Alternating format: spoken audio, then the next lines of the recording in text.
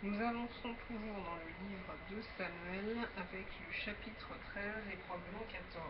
Chapitre 13. Après cela, voici ce qui arriva. Absalom, fils de David, avait une sœur qui était belle et qui s'appelait Tamar, et Amnon, fils de David, l'aima. Amnon était tourmenté jusqu'à se rendre malade à cause de Tamar, sa sœur, car elle était vierge, et il paraissait difficile à Amnon de faire sur elle la moindre tentative. Amnon avait un ami nommé Jonadab, fils de Chiméa, frère de David, et Jonadab était un homme très habile.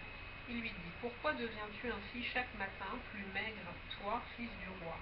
Ne veux-tu pas me le dire? Amnon lui répondit: J'aime Tamar, la sœur d'Absalom, mon frère. Jonadab lui dit: Mets-toi au lit et fais le malade. Quand ton père viendra te voir, tu lui diras: Permets à Tamar, ma sœur, de venir pour me donner à manger. Qu'elle prépare un mets sous mes yeux, afin que je le voie et que je le prenne de sa main.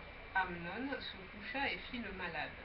Le roi vint le voir, et Amnon dit au roi: Je te prie que Tamar, ma sœur, vienne faire 2 gâteaux sous mes yeux, et que je les mange de sa main. David envoya dire à Tamar dans l'intérieur des appartements: Va dans la maison d'Amnon ton frère, et prépare-lui un mets. Tamar alla dans la maison d'Amnon, son frère, qui était couché. Elle prit de la pâte, la pétrit, prépara devant lui des gâteaux, et les fit cuire. Prenant ensuite la poêle, elle les versa devant lui. Mais Amnon refusa de manger. Il dit: Faites sortir tout le monde, et tout le monde sortit de chez lui. Alors Amnon dit à Tamar: Apporte le mets dans la chambre, et que je le mange de ta main. Tamar prit les gâteaux qu'elle avait faits, et les porta à Amnon son frère dans la chambre. Comme elle les lui présentait à manger, il la saisit et lui dit: Viens, couche avec moi, ma sœur. Elle lui répondit: Non, mon frère, ne me déshonore pas, car on n'agit point ainsi en Israël. Ne commets pas cette infamie. Où irais-je, moi, avec ma honte? Et toi, tu serais comme l'un des infâmes en Israël. Maintenant, je te prie, parle au roi, et il ne s'opposera pas à ce que je sois à toi. Mais il ne voulut pas l'écouter, il lui fit violence. Il lui fit violence, la déshonora et coucha avec elle. Puis Amnon eut pour elle une forte aversion, plus forte que n'avait été son amour. Et il lui dit: Lève-toi, va-t'en. Elle lui répondit: N'augmente pas en me chassant le mal que tu m'as déjà fait. Il ne voulut pas l'écouter, et appelant le garçon qui le servait, il dit: Qu'on éloigne de moi cette femme et qu'on la mette dehors, et ferme la porte après elle. Elle avait une tunique de plusieurs couleurs, car c'était le vêtement que portaient les filles du roi aussi longtemps qu'elles étaient vierges. Le serviteur d'Amnon la mit dehors et ferma la porte après elle. Tamar répandit de la cendre sur sa tête et déchira sa tunique bigarrée. Elle mit la main sur la tête et s'en alla en poussant des cris. Absalom, son frère, lui dit: Amnon, ton frère, a-t-il été avec toi? Maintenant, ma sœur, tais-toi, c'est ton frère, ne prends pas cette affaire trop à cœur. Et Tamar, désolée, demeura dans la maison d'Absalom, son frère. Le roi David apprit toutes ces choses, et il fut très irrité. Absalom ne parla ni en bien ni en mal avec Amnon, mais il le prit en haine parce qu'il avait déshonoré Tamar, sa sœur. 2 ans après, comme Absalom avait les tondeurs à Baal-Hatzor, près d'Éphraïm, il invita tous les fils du roi. Absalom alla vers le roi et dit: Voici ton serviteur à l'étondeur, que le roi et ses serviteurs viennent chez ton serviteur. Et le roi dit à Absalom: Non, mon fils, nous n'irons pas tous, de peur que nous ne te soyons à charge. Absalom le pressa, mais le roi ne voulut point aller. Et il le bénit. Absalom dit: Permets du moins à Amnon, mon frère, de venir avec nous. Le roi lui répondit: Pourquoi irait-il chez toi? Sur les instances d'Absalom, le roi laissa aller avec lui Amnon et tous ses fils. Absalom donna cet ordre à ses serviteurs: Faites attention quand le cœur d'Amnon sera égayé par le vin, et que je vous dirai: Frappez Amnon, alors tuez-le. Ne craignez point, n'est-ce pas moi qui vous l'ordonne? Soyez fermes et montrez du courage. Les serviteurs d'Absalom traitèrent Amnon comme Absalom l'avait ordonné. Et tous les fils du roi se levèrent, montèrent chacun sur son mulet, et s'enfuirent.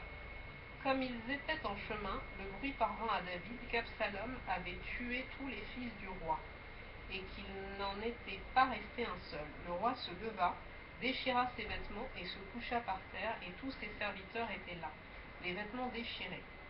Jonadab, fils de Chiméa, frère de David, prit la parole et dit: Que mon Seigneur ne pense point que tous les jeunes gens, fils du roi, ont été tués, car Amnon seul est mort, et c'est l'effet d'une résolution d'Absalom depuis le jour où Amnon a déshonoré Tamar, sa sœur. Que le roi, mon Seigneur, ne se tourmente donc point dans l'idée que tous les fils du roi sont morts, car Amnon seul est mort. Absalom prit la fuite. Or le jeune homme placé en sentinelle leva les yeux et regarda. Et voici une grande troupe venait par le chemin qui était derrière lui, du côté de la montagne. Jonadab dit au roi: Voici les fils du roi qui arrivent. Ainsi se confirme ce que disait ton serviteur. Ainsi se confirme ce que disait ton serviteur. Comme il achevait de parler, voici les fils du roi arrivèrent. Ils élevèrent la voix et pleurèrent. Le roi aussi et tous ses serviteurs versèrent d'abondantes larmes. Absalom s'était enfui et il alla chez Talmaï, fils d'Amihour, roi de Guéchour, et David pleurait tous les jours son fils. Absalom resta 3 ans à Guéchour, où il était allé, après avoir pris la fuite. Le roi David cessa de poursuivre Absalom, car il était consolé de la mort d'Amnon. Chapitre 14. Joab, fils de Tserouja, s'aperçut que le cœur du roi était porté pour Absalom. Il envoya chercher à Tekoa une femme habile, et il lui dit: Montre-toi désolé et revêt des habits de deuil. Ne toins pas d'huile et sois comme une femme qui depuis longtemps pleure un mort. Tu iras ainsi vers le roi et tu lui parleras de cette manière. Et Joab lui mit dans la bouche ce qu'elle devait dire. La femme de Tekoa alla parler au roi. Elle tomba la face contre terre et se prosterna, et elle dit: Ô roi, sauve-moi. Le roi lui dit: Qu'as-tu? Elle répondit: Oui, je suis veuve, mon mari est mort. Ta servante avait 2 fils, ils se sont tous 2 querellés dans les champs, et il n'y avait personne pour les séparer. L'un a frappé l'autre et l'a tué. Et voici toute la famille s'est levée contre ta servante en disant: Livre le meurtrier de ton frère. Nous voulons le faire mourir pour la vie de son frère qui l'a tué. Nous voulons détruire même l'héritier. Ils éteindraient ainsi le tison qui me reste pour ne laisser à mon mari ni nom ni survivant sur la face de la terre. Le roi dit à la femme: Va dans ta maison, je donnerai des ordres à ton sujet. La femme de Tekoa dit au roi: C'est sur moi, ô roi mon seigneur, et sur la maison de mon père, que le châtiment va tomber. Le roi et son trône n'auront pas à en souffrir. Le roi dit: Si quelqu'un parle contre toi, amène-le-moi, et il ne lui arrivera plus de te toucher. Elle dit: Que le roi se souvienne de l'Éternel, ton Dieu, afin que le vengeur du sang n'augmente pas la ruine, et qu'on ne détruise pas mon fils. Et il dit: L'Éternel est vivant. Il ne tombera pas à terre un cheveu de ton fils. La femme dit: Permets que ta servante dise un mot à mon seigneur le roi. Et il dit: Parle. La femme dit: Pourquoi penses-tu de la sorte à l'égard du peuple de Dieu, puisqu'il résulte des paroles mêmes du roi que le roi est comme coupable en ne rappelant pas celui qui l'a proscrit. Il nous faut certainement mourir, et nous serons comme des eaux répandues à terre et qui ne se rassemblent plus. Dieu n'ôte pas la vie, mais il désire que le fugitif ne reste pas banni de sa présence. Maintenant, si je suis venu dire ces choses au roi mon seigneur, c'est que le peuple m'a effrayé. Et ta servante a dit: Je veux parler au roi. Peut-être le roi fera-t-il ce que dira sa servante. Oui, le roi écoutera sa servante pour la délivrer de la main de ceux qui cherchent à nous exterminer, moi et mon fils, de l'héritage de Dieu. Ta servante a dit que la parole de mon seigneur le roi me donne le repos, car mon seigneur le roi est comme un ange de Dieu, prêt à entendre le bien et le mal. Et que l'Éternel ton Dieu soit avec toi. Le roi répondit et dit à la femme: Ne me cache pas ce que je vais te demander. Et la femme dit: Que mon seigneur le roi parle. Le roi dit alors: La main de Joab n'est-elle pas avec toi dans tout ceci? Et la femme répondit: Aussi vrai que ton âme est vivante, ô roi mon seigneur, il n'y a rien à droite ni à gauche de tout ce que dit mon seigneur le roi. C'est en effet ton serviteur Joab qui m'a donné des ordres et qui a mis dans la bouche de ta servante toutes ces paroles. C'est pour donner à la chose une autre tournure que ton serviteur Joab a fait cela. Mais mon Seigneur est aussi sage qu'un ange de Dieu pour connaître tout ce qui se passe sur la terre. Le roi dit à Joab, voici, je veux bien faire cela. Va donc, ramène le jeune homme Absalom. Joab tomba la face contre terre et se prosterna, et il bénit le roi. Puis il dit, ton serviteur connaît aujourd'hui que j'ai trouvé grâce à tes yeux, ô roi mon Seigneur, puisque le roi agit selon la parole de ton serviteur. Et Joab se leva et partit pour Guéchour. Et il ramena Absalom à Jérusalem. Mais le roi dit qu'il se retire dans sa maison et qu'il ne voie point ma face.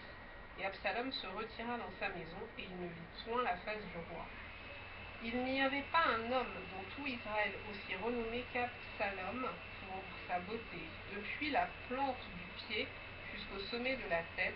Il n'y avait point en lui de défaut lorsqu'il se rasait la tête. C'était chaque année qu'il se la rasait parce que sa chevelure lui pesait. Le poids des cheveux de sa tête était de 200 cycles, poids du roi. Il naquit à Absalom 3 fils et une fille nommée Tamar, qui était une belle femme de figure. Absalom demeura 2 ans à Jérusalem sans voir la face du roi. Il fit demander Joab pour l'envoyer vers le roi, mais Joab ne voulut point venir auprès de lui. Il le fit demander une seconde fois, et Joab ne voulut point venir. Absalom dit alors à ses serviteurs, voyez, le champ de Joab est à côté du mien. Il y a de l'orge, allez et mettez-y le feu. Et les serviteurs d'Absalom mirent le feu au champ. Joab se leva et se rendit auprès d'Absalom dans sa maison. Il lui dit, pourquoi tes serviteurs ont-ils mis le feu au champ qui m'appartient? Absalom répondit à Joab, voici, je t'ai fait dire, viens ici, et je t'enverrai vers le roi, afin que tu lui dises, pourquoi suis-je revenu de Guéchour? Il vaudrait mieux pour moi que j'y fusse encore. Je désire maintenant voir la face du roi, et s'il y a quelque crime en moi, qu'il me fasse mourir. Joab alla vers le roi et lui rapporta cela. Et le roi appela Absalom, qui vint auprès de lui, et se prosterna la face contre terre en sa présence. Le roi baisa Absalom.